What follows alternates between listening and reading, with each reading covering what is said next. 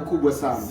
Zito ambalo alielezeki. Yes. Ni Papa Steve. Yes. Anakuja na albamu yake mpya inayoitwa Jina La Nimependwa. Jamani, si ya kukosa. Yes. Kuna uzinduzi mkubwa sana ambao hujawahi kutokea Hapa Tunduma. Yes. Unakosaje mkazi wa Tunduma? Yes. Nitakuwepo. Lakini waimbaji mbalimbali si watakuwepo. Yaani Akia Mungu naenda Dar es Salaam, tunaenda tunachukua waimbaji wengine wanatoka kule wanakuja kwa ajili ya uzinduzi wa Papa Steve. Yes. Unakosaje kwa mfano? Jamani, jambo ni moja, la pili niko na ndugu yangu hapa Papa Chitoko Dikaplave. Yes. Jamani, tuna kazi yetu mpya. Yeah. Sio hapa inakwenda kutoka. Jua hii ndio inaitwaje? Inaitwa Nimependwa. Nimependwa. Unajua kupendwa ni raha, ni bora kupendwa na Mungu. Kupendwa na Mungu wewe tukaacha, unaona? Ndio. Ya hiyo ni poko ya Papa nani? Papa Chitoko Dikaplave. Jamani, yuko na Papa Steve ya sasa hivi amenipa jina, anaitwa Papa Steve Dikaplave Maledeza.